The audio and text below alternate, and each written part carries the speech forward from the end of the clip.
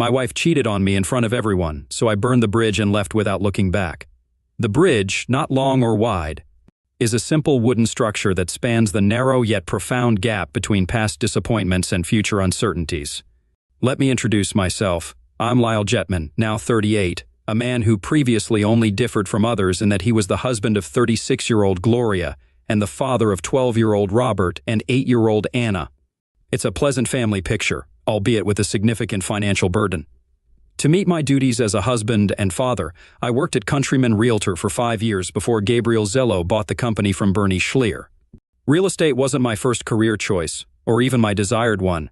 I started my career after graduating from law school. At that time, I had been married to Gloria for 3 years, and she was pregnant when I graduated. The job market for young lawyers wasn't very promising. But Gloria's pregnancy gave me a strong incentive to find a job that could support my family. The initial job I secured was at a law firm specializing in representing banks during home loan closings. It wasn't the career I had envisioned, but it was employment. While I pursued my law degree, Gloria worked as a bank teller to support us both. Her earnings covered rent and necessities, while I worked part-time jobs to supplement our income. My education was funded through loans and scholarships, but I aimed for a future with the Department of Education. Since Gloria became pregnant around my law school graduation, I accepted the job offer, marking the first of many compromises in married life. In those bygone days, banks extended loans to individual home buyers for house purchases, a profession considered gentile for lawyers. I sat at the desk handling house flipping transactions on behalf of lending institutions during mortgage closings. Buyers paid the bank a commission of roughly $500 for my services. The law firm received this sum along with an additional $500 from the insurance company. Each successful closing meant earning a solid $1,000 when we sealed the deal. Naturally, the firm profited, and I received a small portion as my salary. It seems all good things must end, and honorable frugality gives way to insatiable greed. Shortly after my wife Gloria gave birth to our second child, the consolidation of small banks into larger ones, which were then absorbed by even bigger ones, reshaped the banking landscape. Retail loans became obsolete as banking transitioned into a wholesale trade, operating at an industrial scale. Each morning I'd confront a stack of mortgage paperwork at work, slated for same-day closings, while profits likely soared. The frenetic pace of simultaneous house closings left me with an uneasy feeling about the sustainability of this model. Over my 7-year legal career, I didn't advance to partnership, but ascended to the esteemed status of a private contractor, earning $75 per closing, with 7 or 8 loans closed daily, 5 and sometimes 6 days a week. My income was respectable, however, I harbored doubts about the longevity of this arrangement. Sensing an impending downturn, Bernard Scher, or Bernie as he preferred, approached me, seeking a legally savvy individual. Bernie aimed to expand his company, Countryman Real Estate, with his main contract transitioning to the Sun Belt. Bernie eyed growth. His company held shares in the Scarlet Woods development, boasting 100 approved lots with plans for 400 more, strategically located 2 miles from a tech park with 2,000 high-tech jobs on the horizon. Bernie, a builder-developer, excelled at securing financing for growth projects. However, he struggled to market to homeowners seeking upgrades or adjustable-rate mortgages. Strangely enough, when Bernie and I first met, everything clicked. I thrived on selling houses and paid close attention to details, especially when it came to managing the flurry of paperwork involved in transactions. Drawing from lessons learned from previous employers, I implemented profit center strategies, boosting Bernie's sales by leveraging partnerships with home insurance agents, movers, gardeners, and more. We swiftly evolved into a comprehensive agency with one goal: maximizing home sales and capitalizing on associated services. Bernie wasted no time in initiating construction projects while I diligently managed day-to-day operations. He handled major deals while I took care of smaller ones, earning a handsome salary as his trusted employee. Bernie foresaw the impending crisis. Bear Stearns served as a precursor, but the collapse of investment bank Lehman Brothers was the catalyst. Despite the looming catastrophe, Bernie remained optimistic, believing in real estate's inherent resilience. While the market plummeted, Bernie remained unfazed, confident in its eventual rebound. I focused on maximizing every opportunity, channeling profits into larger and more lucrative rural properties as part of Bernie's investment strategy. Bernie had only one concern. He felt like a significant figure in a small arena and desired to dive into the vast ocean. One evening during drinks after work, he dropped the bombshell. "I've sold everything. What? Take it easy. The new owner won't shake things up, at least not right away. Once again, Bernie proved correct. Upon meeting Gabe Zell, my initial impression was of his youthfulness. Not yet 30, he orchestrated Bernie's buyout. Taller and younger than me, Gabe possessed a striking blonde-haired Adonis-like appearance, embodying the epitome of a business prodigy superstar. Though I should have felt envy toward the young man, his charm and amiability made it difficult to be resentful. Working for him proved enjoyable as well. Approaching 50, Bernie was ambitious, yet fundamentally cautious. In contrast, Gabe thrived on transparency and risk-taking. He operated with everything laid bare for all to see, always pushing the boundaries. It became evident early on that his investment in rural property had stretched his finances thin. Gabe leaned more toward financing than construction, and leaned more into management than salesmanship. He relished in quick profits, and when the real estate market rebounded, his wager on Countryman Real Estate clearly paid off. Meanwhile, Bernie headed to Florida, drawn to the allure of a large real estate venture. The night before his departure, I wished him luck. "Come with me, baby," he said. "No, I'm not a child anymore. I have a wife and 2 teenagers to support," I replied. "Okay, but someday you'll regret it." I hoped not, but I checked the job market. There's not much left of my old company. Stephen Pender, one of the junior partners, managed to weather the collapse. He was glad to hear from me, but offered only a third of my current earnings. So I worked diligently to ensure Countryman Real Estate stayed afloat. Overall, I was content working for Gabe, as we called him. He treated me well and allowed me to manage the office day to day. Did I have any doubts about him? Yes, but my only grievance with the boss was minor. Bernie never hosted a formal Christmas party, but Gabe took it to the opposite extreme. He rented one of the finest vacation spots in Saratoga, albeit during the off-season, for a hefty sum.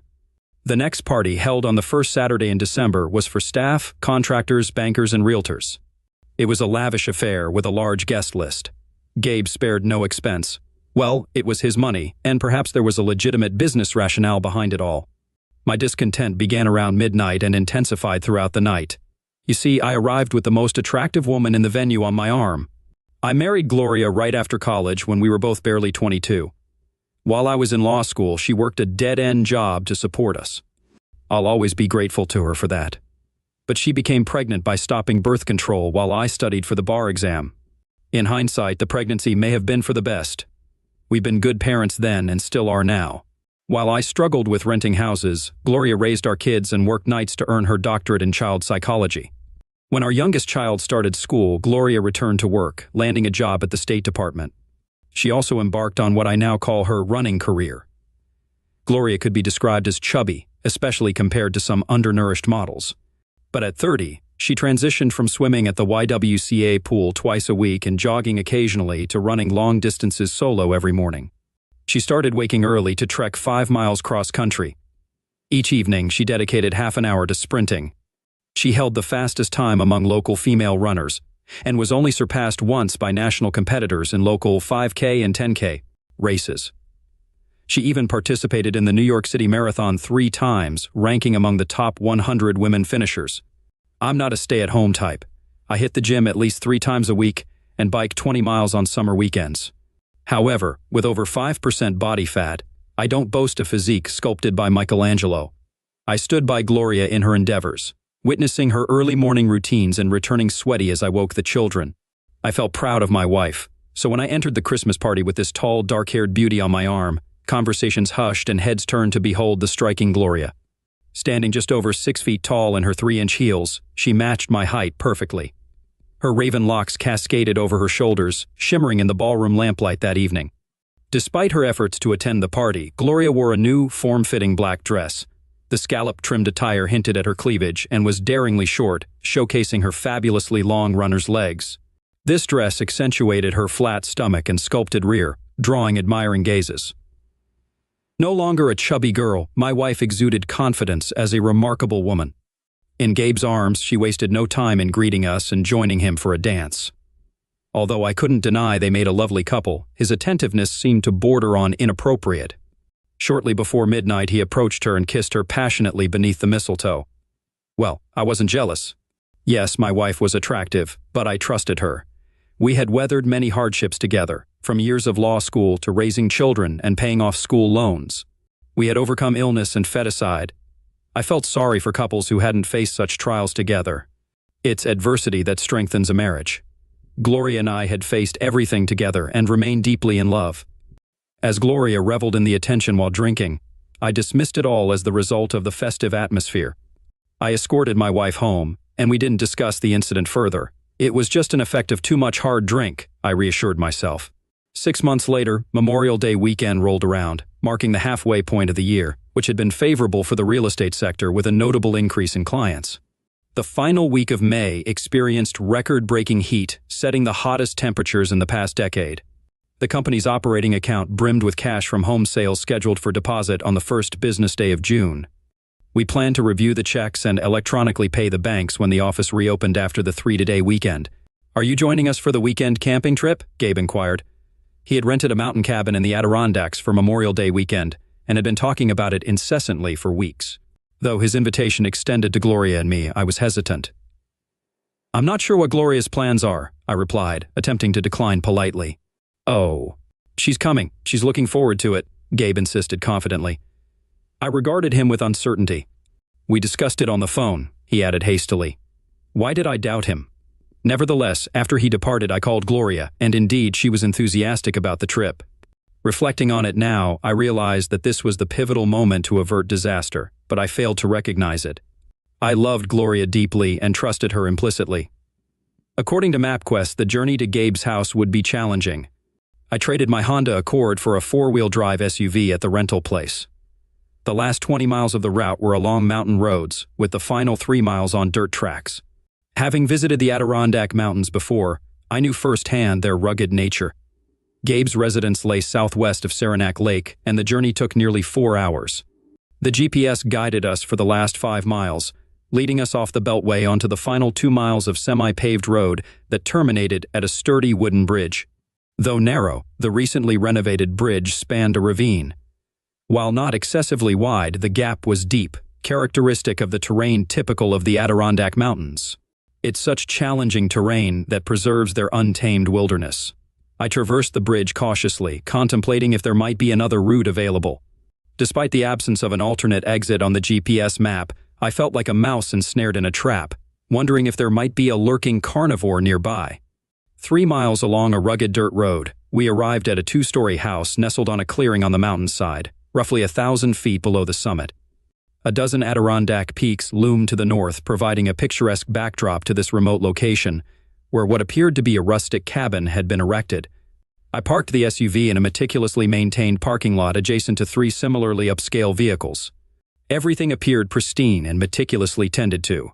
The cabin itself exemplified the modern log building aesthetic that evoked rustic charm while boasting contemporary comforts. Adorned in a fusion of modern and traditional paneling, it exuded the ambiance of a 19th-century mountain retreat, albeit with modern conveniences. It was evident that Gabe had spared no expense to create this illusion. I had little doubt about his intended audience for such ostentation, and it certainly wasn't me. We were welcomed on the expansive porch, adorned with Adara chairs and rustic decor, by a group of 6 individuals. Among them were 3 young men, Gabe and 2 of his college acquaintances. Ken Lewis, the shortest among them at about 5 feet 10 inches, possessed a muscular physique akin to a weightlifter nearing his 32nds. Though starting to bald like Gabe, Ken's rugged features were accentuated by his muscular frame, visible beneath his tight t-shirt and shorts. The second college friend, Glenn Sachs, stood at roughly 6 feet tall, slender with curly blonde hair. He appeared more aesthetically pleasing than Ken, his arms wrapped around a blonde woman introduced as Sharon. Sharon exuded beauty with her voluptuous figure, ample bust, likely in her 32nds, possibly older, and noticeably 8 to 10 years Glenn's senior. Standing beside Ken was Robin, a slightly younger woman, clearly accompanying him. She possessed a bubbly demeanor, short stature, and a well-endowed physique, with a bosom seemingly disproportionate to her petite frame. The final member of the group stood tall with flowing brown hair. She was Paula Henry, one of those individuals often described as beautiful, possessing attractive yet sharply defined, not entirely feminine features. Her demeanor suggested intelligence, a trait acknowledged by herself and others. Clearly the youngest among the women, she was a schoolmate of the boys. Despite the warm and overly enthusiastic welcome we received, there was an air of peculiarity, Gabe specifically greeted my wife with enthusiasm, while I received a more perfunctory acknowledgement. Meanwhile, his friend Paula regarded me with a scrutinizing gaze, akin to one observing a laboratory specimen before dissection. Dinner arrangements were swiftly made, prompting us to hastily stow our belongings in our designated second-floor bedroom, adjacent to Gabe's master suite. Seated in the expansive great hall, serving as a combined living room, dining area, and game room, we indulged in gourmet microwave meals around the grand oak table. Though the food was delectable, it was evident that it came with considerable expense and minimal effort. Wine flowed generously, and I monitored my intake, mindful of my host's persistent attempts to replenish our glasses. Post-dinner, the group congregated around the gas fireplace on the terrace, where potent drinks and herb made an appearance, setting the tone for a weekend characterized by merry and mild use. As I navigated through the situation with careful inquiry and astute observation, what initially seemed like a typical holiday weekend with my boss, his friends, and their partners took on a more intricate undertone. It soon became apparent that Robin had a fiancé elsewhere, while Sharon was married with 2 children and a husband waiting at home. Infidelity was treated with casual disregard and even humor. Paula remained fixated on me, seemingly detached from the group. Although she appeared to be aligned with Gabe, she showed no offense at his overt flirtation with my wife. Throughout the night, Gabe positioned himself mostly between Gloria and Paula, directing most of his conversation toward Gloria. My attempts to engage Paula were met with polite but distant interest, signaling me to refrain from further interaction. As midnight approached, the guests, still in high spirits, seemed prepared to retire for the night, yet an unspoken anticipation lingered. Suddenly, Gabe addressed me, acknowledging my probable fatigue from the lengthy drive. "Are you ready for bed, Lyle?" Gloria suggested, to which I jokingly insisted on another drink, offering it to Gabe. Internally, I fumed at Gabe's attempts to seduce my wife, questioning Gloria's behavior throughout the evening. Was she truly enamored with him? It was a night of waiting, but ultimately, I emerged victorious. Returning to our designated room, Gloria entered the shower alone, and I refrained from joining her, recognizing the futility. Upon her exit, she sat undressed on the edge of the bed, inviting me to join her. "I want to enjoy this weekend," she expressed, reflecting on our challenging past and acknowledging my unwavering support. "You've been an exceptional partner and parent, sacrificing for my education and nurturing our family. Your dedication has not gone unnoticed. I'm proud to be your wife." I woke to the morning sunlight flooding through the open blinds of the spacious bedroom window. Typically, Gloria rose much earlier than I did for my morning jog, but last night's indulgence in hard drinks and banter had its effects. Rising from bed, I drew the curtain shut and made my way to the compact bathroom with a shower. Despite its size, the bathroom boasted ample amenities. After showering and shaving, I headed downstairs before the others had stirred, opting to explore the surroundings, while the house was still quiet. Moving from the main room to a patio featuring a fire pit and built-in outdoor barbecue, I then ventured onto a raised terrace housing a small pool and sauna. Considering the chilly spring climate of these mountains, an open water feature seemed risky, but as I stepped onto the terrace, I discovered the entire area was heated. Solar panels adorned the higher slopes of the mountain, heating both the pool and likely the house. Crossing the terrace, I reached what appeared to be a small barn, devoid of animals but stocked with ATVs, snowmobiles, and gardening tools, including several small tractors. As I passed by, the distant sound of a babbling stream caught my attention. About 20 yards behind a locked barn, with a chimney protruding from its roof, I glimpsed through a small window, spotting a generator and fuel tanks. It was evident that meticulous care was taken to ensure the provision of gasoline for recreational vehicles and emergency power through the generator. This location felt like its own secluded universe, evidently prepared for any conceivable scenario. Despite the stream appearing small and shallow, I reconsidered its size when witnessing a fish leap from its waters. "Are you fishing?" came a voice from behind me. Turning, I found Paula standing there. "Not today, but I used to when I had more free time. Seems like this weekend might offer you that chance." "Are you into fishing?" I inquired. "No, like you, I lack the time. Perhaps we could have breakfast and then take a hike up the mountain. It'd be a shame to come all this way and not reach the summit," she suggested. Paula prepared coffee in the stainless steel maker, while the kitchen pantry held microwave-ready breakfast options. Opting for instant oatmeal, I noticed none of the others had yet stirred. They'd likely sleep in. "How about that hike?" she proposed, smiling. With Paula evidently knowing the trail's beginning, she led us straight to it. Initially, the summit didn't seem too far, but an hour later, it felt as distant as when we began. "Are you sure about reaching the top?" I questioned. "Why quit now, old man?" she teased. I'm just thinking about what the others will say when they find us missing. Don't worry, I doubt they'll mind.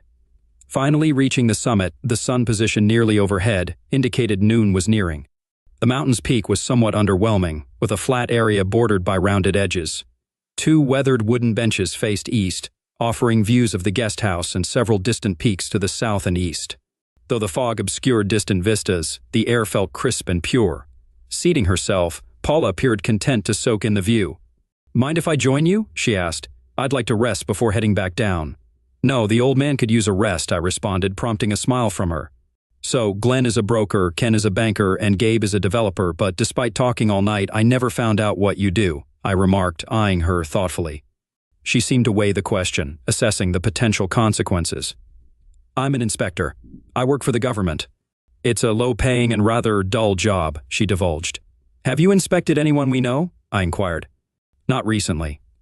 Back in college, it felt like I was always bailing them out, covering for them with angry girlfriends or providing cheat sheets for exams. They were always on the edge. That's what makes them who they are, you know." "Extraordinary young people," she explained. "So is this your job now, covering for them? What's the point of closing the barn door after the horse is bolted? It won't help you retrieve your horse. Rules just hold things back. It's better if smart people rise to the top and the rest step aside. Ultimately, everyone benefits according to their own merits," I mused. "What about your role this weekend?" "You didn't attend the party last night," I pointed out. She fell silent, caught off guard by the question. I rose and moved to where I could see the road leading down the mountain.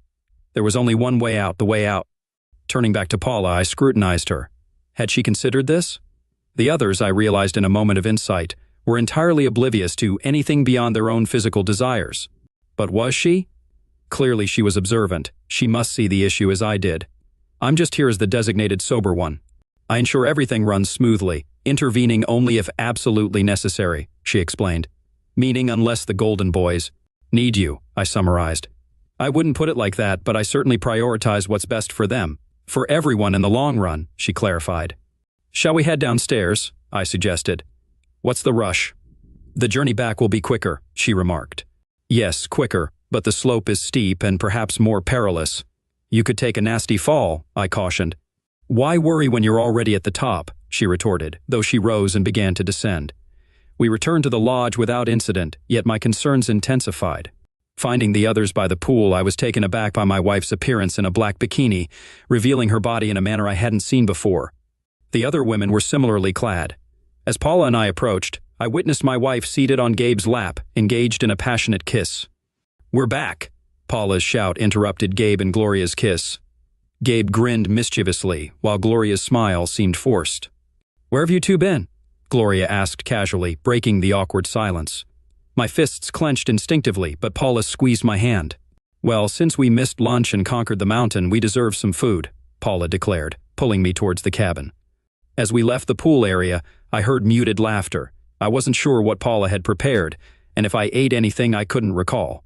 She handed me a glass of straight black Johnny Walker, which burned as it went down. "Think before you act," she advised. "It's just one weekend in a good marriage, and you need to consider your family." Returning to the pool, the couples were already settled in the jacuzzi, laughing and giggling. My wife remained seated on Gabe's lap. I couldn't see their hands underwater, but I assumed they were occupied. A joint was passed around, and it was evident that everyone was intoxicated.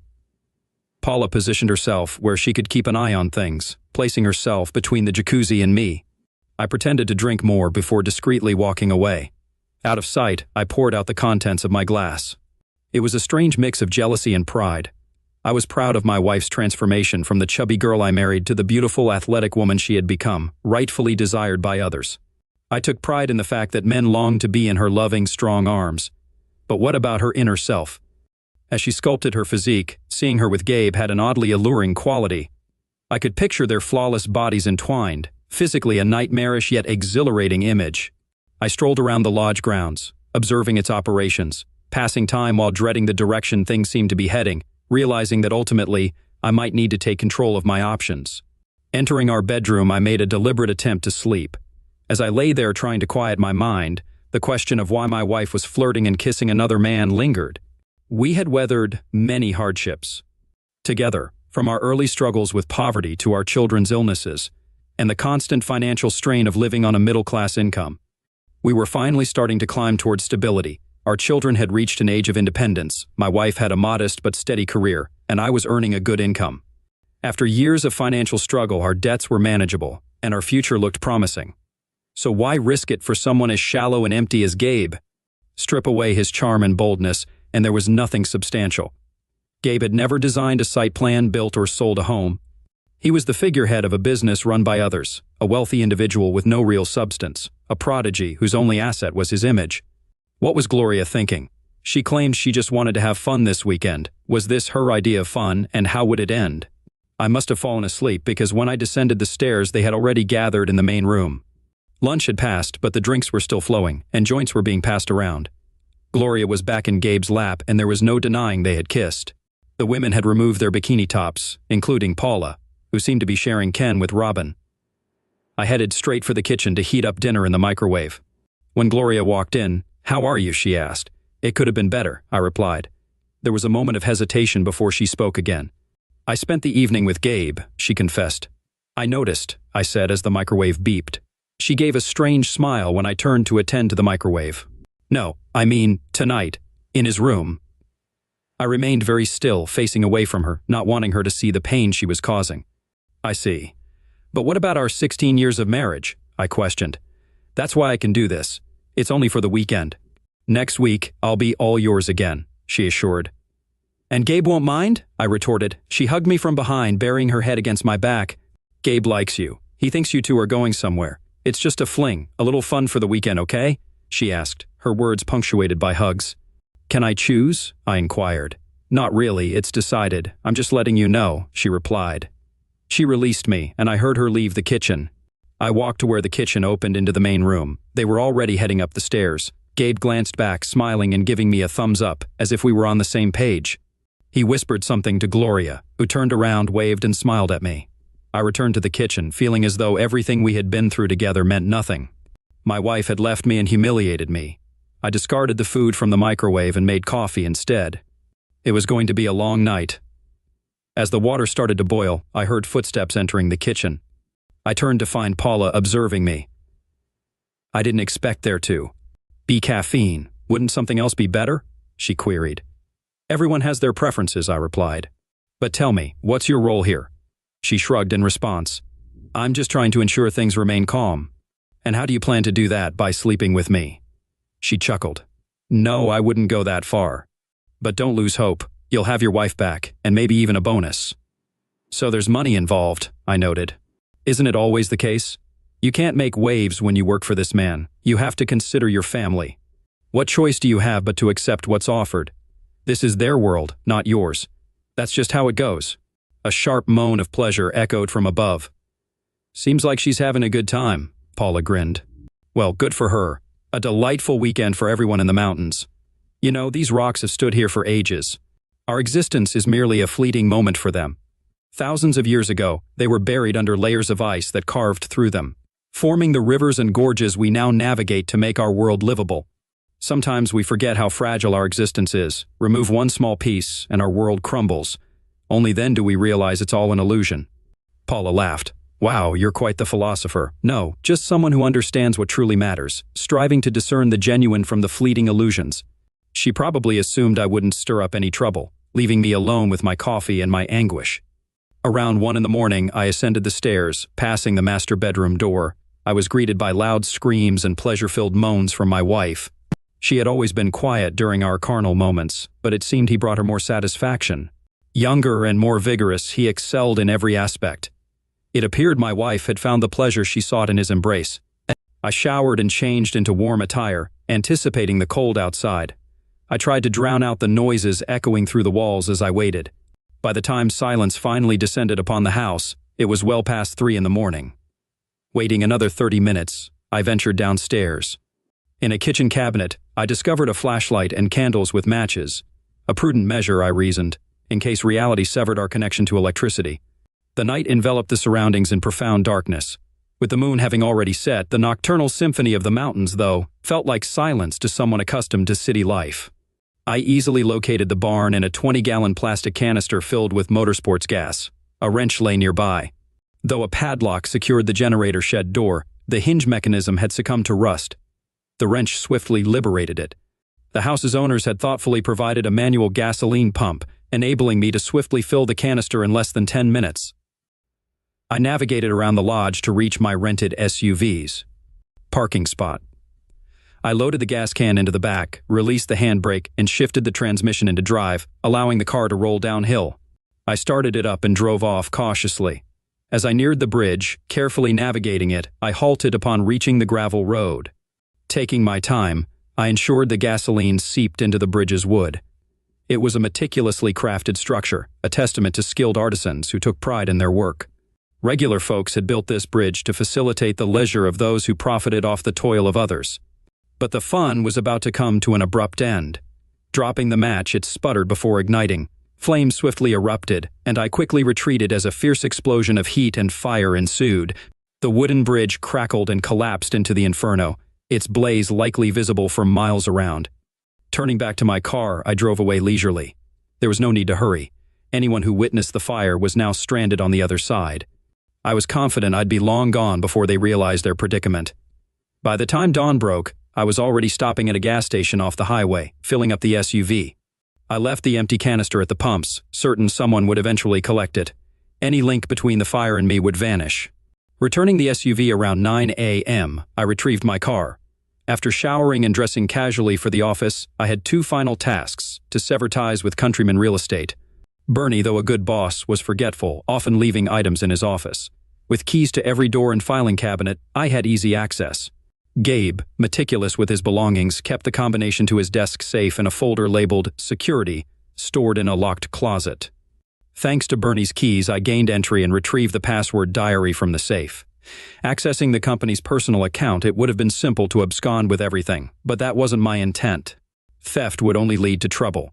Instead, I transferred the operating account to another. Initially, when I joined Countryman, we established a trust account for deposits as per state regulations. Over time, new trust accounts were created for each project, while the original was forgotten.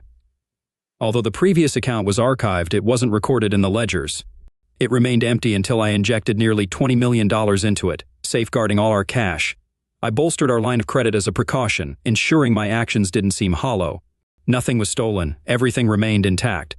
However, it would take days to locate and return the funds. In the wee hours of Tuesday morning, electronic transfers will hit an empty account, halting hundreds of payments. Unsure of the extent of the damage, our reliance on credit left us vulnerable. Remove that lifeline, and we'll face tough times, at least temporarily. It'll be an uphill battle for Countrymen to rebuild their creditworthiness. The longer the shortfall persists, the more dire the situation becomes. With luck, Gabe will still be away in the mountains on Tuesday. Once all is set, I'll print my resignation letter before departing the office. As I was about to leave, placing the letter on Gabe's secretary's desk, my cell buzzed. Glancing at the screen, I saw Gloria's photo, but I let it go to voicemail, though I couldn't resist listening. "Where are you, baby? The car's missing and I'm worried sick. Call me," her voice pleaded. About 30 minutes later, Gabe called. "Hey, Lyle, you okay?" "Gloria is frantic. Call her," he urged, with a hint of threat at the end. Oddly, it amused me. On Sunday, Gloria called 3 times, with 2 more calls from Gabe, the latter sounding more forceful, insisting I get in touch. Monday morning, I fetched the kids from Gloria's parents. As I left, Gloria called again. "Be home tonight. We need to talk. If you get this call, I'm really worried," she implored. "This is childish," she added. I doubted she'd return to her parents. They were expecting me. Gloria called again, saying, "You might be on your own picking up the kids." Her mother urged me to call while her father suggested waiting until she returned. "There are things we need to sort out," he remarked. Personally, I aimed to steer clear of familial debates. They weren't pleased, but there wasn't much they could do. My daughter sensed tension, but I assured her, "This is between Mom and me. We'll discuss it when she returns."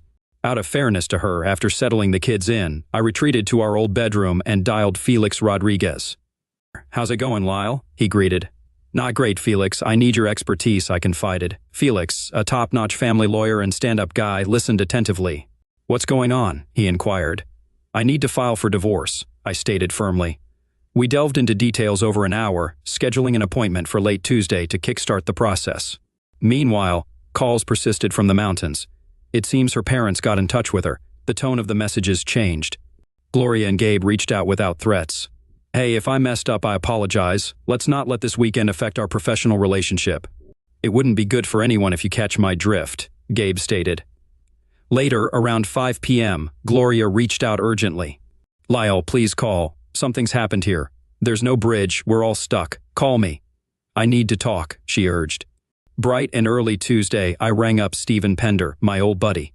We arranged to meet for lunch at a nearby diner. Are you sure about this? Stephen mused between bites. Done deal. I've officially resigned, I affirmed. As if to emphasize, Donna, my former secretary at Countryman, called. Lyle, they're saying you've resigned, but you've got to come in. Everything's going haywire. Something's seriously off. Donna relayed. Sorry, I can't. I'm no longer with the company. You should ring up Gabe. They say he's stranded in the mountains. Something about a bridge, huh? Tough break. Don't worry, though. It'll all work out. Anything else I should know? Steve inquired. Nope. Not my concern anymore, I replied. Well, if you're sure, I think I can up my last offer by $10,000 a year. Can you start tomorrow? Isn't that too soon? Nope. Perfect, Steve confirmed. Wednesday morning, I joined Pender and Partners. Just settling in that afternoon, I had an unexpected visitor. Where's my money? You're an idiot, Gabe Zell stormed in. What money are you talking about? You know, operating funds. Sorry, you might want to chat with the company accountants. If I do that, I'll sue you for embezzlement, he threatened. I just smirked. He found his way down that mountain, but where are the operational funds? You think you're some hotshot lawyer, but you're just an idiot who can't satisfy his wife. She really enjoyed her time with me, and I'll keep her happy whenever I feel like it, he spat, then stormed off. The next day, the police called me to the station for questioning. Sorry, I've just started a new job. My time's tight, but I can respond to your questions in writing and call you back, I offered. The officer tried to explain they don't usually do that, but I insisted, citing my profession. After some back and forth, he hung up. I anticipated the police would need to investigate the embezzlement claim. Tracing the money, they'd find it in the company account where I deposited it days ago. I figured that would be the end of it, a civil matter at most and an unsuccessful one. I was mistaken. It took them a fortnight to track down the missing funds. By then, Countryman was in dire straits. Its credit had been completely cut off by the banks, necessitating an infusion of new capital to reopen. It was only a matter of time before Gabe and the others crumbled under pressure. Gloria arrived late Friday evening with both our trip suitcases. Her key no longer worked due to my changing the locks. I met her at the door. Please, Lai, let me in. Think about the children, if not for me, she pleaded. No, you don't live here anymore. I parked your car on the street. I assume you still have the keys, I replied. Do you hate me that much? Yes, I affirmed, closing the door. I decided she would go to her parents. I instructed Felix to serve her with a restraining order and file for divorce. The brief reprieve the bridge provided paid off handsomely. With Felix's help, she was kept away, and I gained temporary custody of the children. It took her 2 months, and likely every penny she had to get back on her feet. By then, the divorce proceedings were well underway, needing only finalization. Gabe Zell wasn't as fortunate. Countryman Real Estate had to shut down, ceasing operations right after Labor Day. The following week, I had an unexpected visitor. He sat in the visitor's chair upon my return from closing the third deal, with a deep tan and looking healthy. He was lightly dressed for the northern autumn. Bernie, how's it going? I greeted. I'm doing all right, he replied, scanning my modest office. What brings you to the cold north? I inquired, sensing this was no casual visit. Well, here's the thing. Florida's swarming with sharks and most of them aren't in the water. I figured I'd stick to what I know, he explained. I'm glad to see you back, I said, uncertain of his intentions. Bernie read my expression. I took a hit down there starting over, but it seems I got lucky. This company I own seems affordable, he revealed, a smile appearing. We exchanged knowing smiles. So, what's on your mind, old pirate? I asked. Well, here's the deal. I need a partner. At my age, bankers doubt any venture I start will last, and, well, you and I make a good team. What do you say? He proposed. I have very little money. You've probably heard about my impending divorce, I mentioned. Yes, I have, he acknowledged, hinting at the spreading gossip. Let's go with, he offered. 50. Let's be reasonable. You said you're strapped for cash, but I'll settle for, I countered. Look, 25% is fair, but it's not enough. How about 40% and an option to buy another 10% in 10 years? He negotiated. All right, let's hope I live to see it, I quipped, knowing he'd likely outlast me. Bernie and I were back in business. We acquired every lot owned by Countrymen at a discount, using the same bank's funds. I anticipated challenges. but our business quickly thrived, constructing and selling homes. Life progressed as usual, as did my divorce proceedings. It largely centered on custody and visitation. Ultimately, we devised a complex joint custody and visitation arrangement. That's why I returned to a dark, empty house on Christmas Eve. Gloria had taken the children for Christmas, though I was supposed to have them. Given that Christmas fell on a Sunday, they had to return to her on Monday, her day off. The kids struggled with this routine. Approaching the house, I spotted a figure on the steps, sheltered from the cold and the light snowfall. I was beside her before recognizing my ex-wife, Gloria. "What are you doing here?" I inquired. She didn't seem well, thinner than before. Her eyes appeared vacant and indifferent. It was evident she had recently cried. "I want to go home," she whimpered. "Where are the children?" I asked, sidestepping her request. "With my parents. They want to come home too. We want to be a family again, in our little house. What you did to us is unfair." "I didn't do anything like that." "Well, yes, that's true. I made a mistake, okay? It was a bad and hurtful mistake, but it was just one mistake. You're the one who tore our family apart," she accused, her voice tinged with anger. Making a conscious effort to regain composure, she said, "I promised myself I wouldn't lose my temper, but you need to understand I struggle with anger because of this." "You have anger issues?" I was surprised. "Don't act innocent. That's not who you are. Were you just ahead of the game?"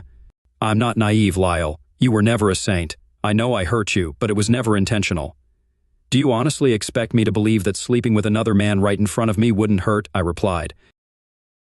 She turned away, clearly wounded by my words. I watched as she wiped her eyes, her back now facing me. It was evident she was crying.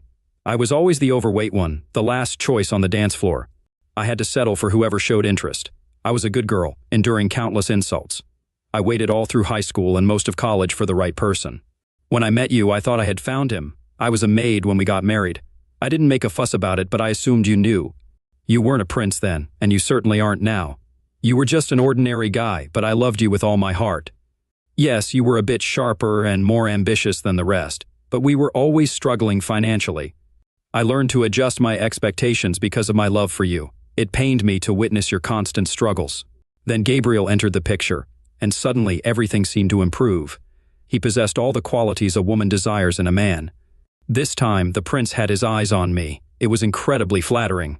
After the Christmas party, he kept reaching out to me. It wasn't serious, just harmless flirting. You know, attractive women often receive attention like that. I've been approached before, but never by someone from the beautiful and powerful elite. He spoke highly of you and expressed how fortunate I am to have such an amazing boyfriend like you. I bet he was just enamored with me, I remarked. Exactly. He mentioned how hard you work and how he wants to reward you. I understood his implications. If I played nice with him, he would take care of you. I suppose I let him convince me that you would benefit if I gave in to him. And it's true, there was a part of me that desired him. It felt like there was this irrational urge guiding me toward him. I was torn between hoping something would happen over the weekend and fearing it. But once we arrived, my resistance began to fade. I turned to you and confessed. What, are you serious? You told me you were considering sleeping with him. Okay, I didn't say it outright, but you knew what was going on and you didn't object, she said, turning to me. Tears streamed down her cheeks, dripping from her chin, and her nose was running. I trusted you. We've spent 16 years together. How could you betray me like this? I lamented. But that's the crux of it. We loved each other. It was merely a fleeting affair. It pales in comparison to what we shared before and what lies ahead. Are you so deluded to think that after hearing your cries of pleasure for him, we can salvage anything meaningful? Oh, for heaven's sake. You can't be that naive. It was all a facade. I aimed to please him. I put on quite a performance. Individuals like him demand and anticipate such theatrics. That's not how I behave in bed.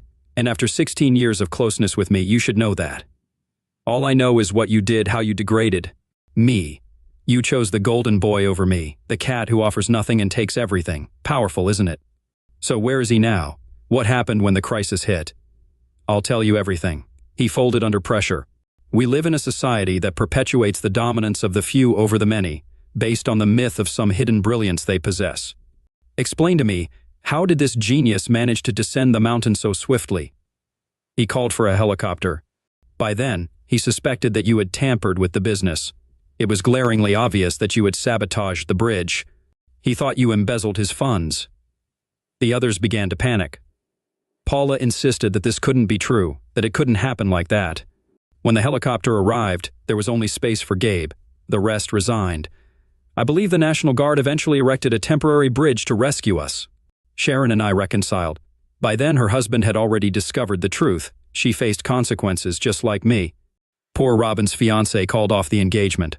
Glenn and Ken encountered trouble, but I think they managed to resolve it with Paula's assistance. It seems it was only Gabe and us regular folks who truly bore the brunt of it all. But wasn't the pain sufficient? She asked, peering at me with hope. Gloria's words held a lot of truth. I wasn't entirely blameless. I toiled for Gabe, yet unlike the rest of the world, I never aligned myself with him. I knew the truth but refused to acknowledge it to myself. I can't overlook how it transpired. They were nothing but empty promises. If scrutinized closely, one could discern a trap, but no one looked. Illusion proved more enticing than reality. We weathered through tough times, and they passed with time. What you and Gabe stripped from me was the sanctuary of my home. I'll never regain it because those scoundrels demonstrated that what I believed in was a mirage. You and I were an illusion. With that said, I rose and made for the door of the dim, vacant house. She persisted. Answer me this, she implored. Would you prefer solitude without me, or would you rather be with me and our children around the Christmas tree tonight? I gazed at her. It would be effortless to embrace her, cherish her, bring the children back to sleep in their own beds on Christmas Eve, and pretend that what occurred never did. But all I could muster was, that's a valid question, but I lack an answer. With those words, we turned away from each other. The past cannot be altered. We must forge ahead for our future.